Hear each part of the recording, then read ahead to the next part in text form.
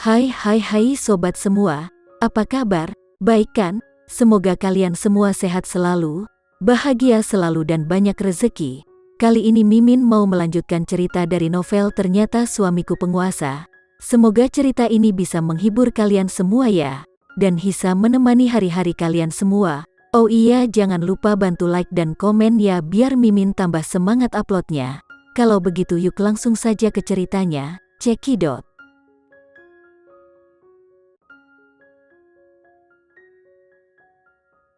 Momo telah melewati hari-hari yang berat bersamanya dan menemaninya keluar dari kegelapan. Ketika Momo mengira putri sudah tidak ada lagi di dunia ini, Momo pun meninggalkan dunia dengan kelaparan sendiri. Momo ingin mengejarnya, tapi memikirkan hal ini, putri menarik napas dalam-dalam dan berkata dalam hatinya, "Momo, di surgamu, kamu pasti baik-baik saja. Jika ada kesempatan, kita akan bertemu lagi di kehidupan selanjutnya." Ding dong, bel pintu tiba-tiba berbunyi, yang mengejutkan putri, yang tenggelam dalam ingatannya. Begitu dia bangun, Randy juga keluar dari ruang kerja. Randy bergegas membuka pintu sebelum putri melakukannya. Putri menjulurkan kepalanya dan melihat sekeliling, bertanya-tanya siapa yang akan datang mengunjungi mereka saat ini. Putri dan Randy tidak menginap di sini sering. Jika seseorang datang untuk melihat mereka, tidak lama setelah mereka tiba, itu mungkin berarti orang ini telah mengikuti mereka ke sini. Randy berbicara dengan orang itu dalam bahasa Korea sepanjang jalan. Putri telah tinggal di Korea selama lebih dari 3 tahun dan menghabiskan sebagian besar waktunya untuk berkomunikasi dengan orang-orang dalam bahasa Italia. Dalam 3 tahun terakhir, pengetahuannya tentang bahasa Korea juga meningkat pesat. Tentu saja, dia bisa mengerti apa yang dikatakan Randy saat putri mendengarkan dengan seksama. Randy mundur 2 langkah dan menutup pintu. Randy kemudian kembali ke putri, dia mengangkat bahu dan berkata, sesuatu tentang pekerjaan. Ada banyak hal yang Randy tidak ingin katakan padanya. Itu bukan karena dia tidak mempercayainya, tapi dia tidak ingin dia terlibat dalam bahaya apapun, juga tidak membuatnya menjadi mengkhawatirkannya. Ada beberapa hal yang putri tahu dengan jelas, dan dia tidak bisa berpura-pura tidak tahu. Putri menatap Randy, berpikir sejenak, dan berkata, "Randy, tahukah kamu bagaimana aku tahu kamu memasang bak pelacak di jimat yang diberikan putri kecil Karen kepadaku?" Randy tahu bahwa Putri Bramasta telah menemukan bak pelacak. Namun, dia tidak memberitahunya, dan dia tidak bertanya, jadi mereka berdua berpura-pura tidak ada yang terjadi. Sekarang Putri tiba-tiba menyebutkannya, Randy tidak tahu harus berkata apa. Dia sedikit khawatir, tetapi juga sedikit senang. Dia khawatir bahwa dia akan menyalahkannya, tetapi dia senang bahwa dia akhirnya terbuka dan mengatakan kepadanya hal-hal yang biasanya tidak dia katakan padanya. Putri berkata, ketika aku datang meninggalkan tempat Septian hari itu, aku naik taksi. Setelah beberapa saat, pengemudi memberiku catatan yang mengatakan bahwa ada bak pelacak di jimat itu.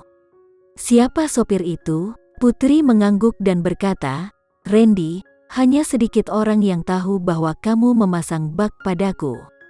Namun, sopir taksi tahu, dan dia bahkan tahu persis di mana itu. Dia pasti telah diberitahu tentang ini.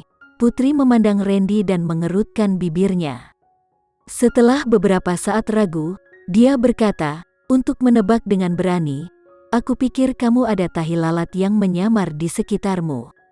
Pasti ada menjadi tahi lalat.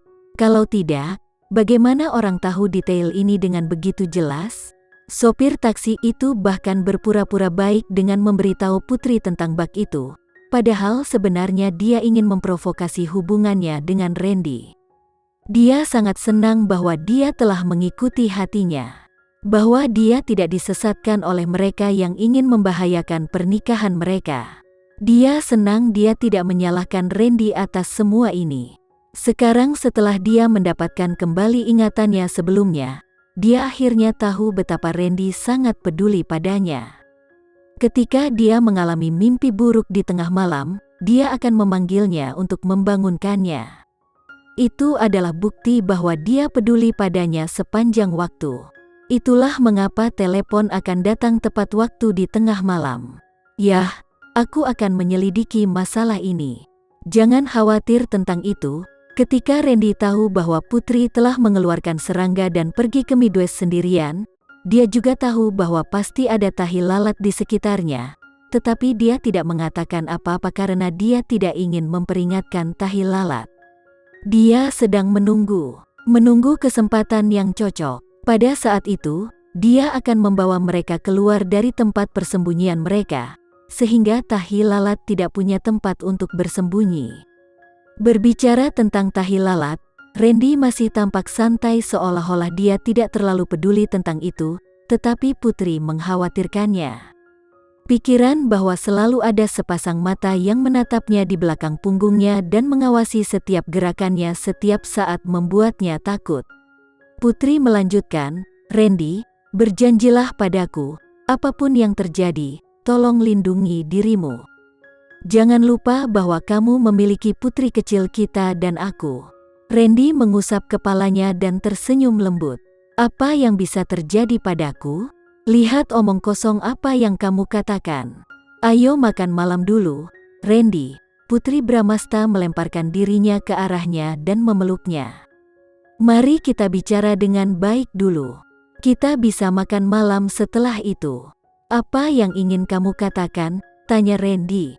Dia benar-benar tidak tahu bagaimana menanganinya. "Berjanjilah padaku bahwa kamu akan melindungi dirimu dengan baik, dan jangan biarkan dirimu terluka, bahkan sedikit pun terluka." Putri menuntut dengan sangat serius, dan matanya penuh perhatian padanya.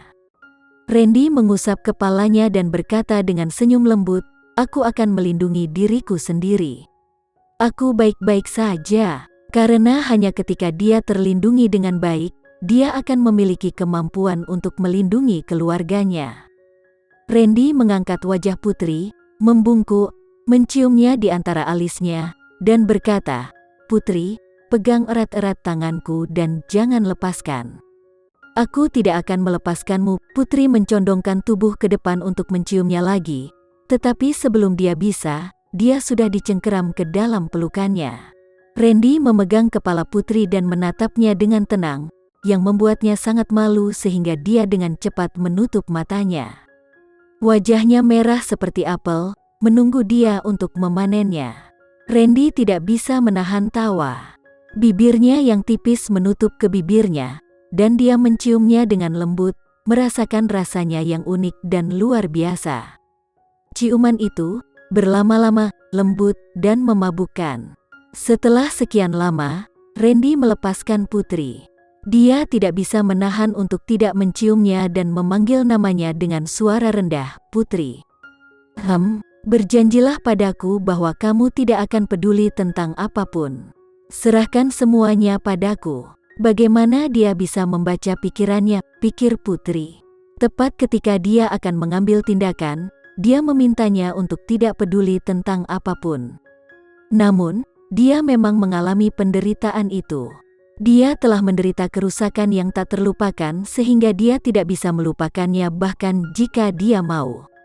Randy melanjutkan, "Jika kamu ingin melakukan sesuatu, katakan saja padaku dan kita akan mendiskusikannya bersama dan melakukan apa yang ingin kamu lakukan." "Oke, Randy." Randy memotong pembicaraan Putri dan berkata dengan suara berat, "Putri, tidak apa-apa." Suaranya rendah dan seksi, masih menyenangkan seperti sebelumnya, tetapi ada rasa tertekan dan ketidakberdayaan dalam suaranya. Putri merasa hatinya sakit untuknya dan mengangguk lembut dalam pelukannya. Apa yang dia katakan tidak masuk akal. Dia tidak memiliki kekuatan sama sekali. Jika dia berhadapan langsung dengan Tuan Tua Sanjaya, dia mungkin akan menderita kerugian. Jika dia menderita kerugian, Randy akan marah untuknya. Dia tidak ingin dia merasa buruk untuknya. Putri berkata, "Aku berjanji kepadamu bahwa aku akan berdiskusi denganmu apapun yang aku lakukan. Aku tidak akan membuat keputusan sendiri. Jangan berbohong padaku, Randy memperingatkan. Aku tidak akan berbohong, Putri menjawab. Ayo kita makan, ajak Randy. Oke, Putri dengan senang hati menyetujuinya. Di meja makan, Randy yang dulu tidak berbicara setiap kali makan, kini juga berubah. Dia mengambil semangkuk sup dari Putri dan mencicipinya. Kemudian dia mengangguk dengan penuh semangat dan berkata, "Aku sudah lama tidak makan supmu. Rasanya semakin enak. Aku akan memasak sup untukmu setiap hari," kata Putri senang. "Tentu," kata Randy. Putri memasukkan makanan ke dalam mangkuk Randy, mengedipkan matanya, dan bertanya dengan nada main-main, "Kudengar kamu adalah orang yang sangat bersih. Maukah kau makan makanan yang kuambil untukmu?"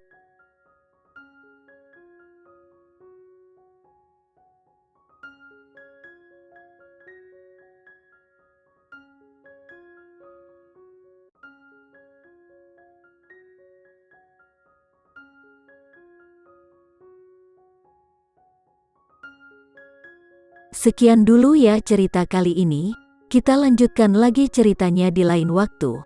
Oh iya, bagaimana menurut kalian? Semoga bisa sedikit menghibur kalian semua.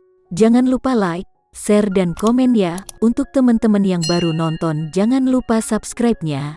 Hehehe, kalau ada teman-teman yang ingin gabung langganan bisa langsung gabung saja untuk dapat fitur yang menarik dan sedikit membantu Mimin. Terima kasih sudah menonton, sampai jumpa lagi. Bye bye bye.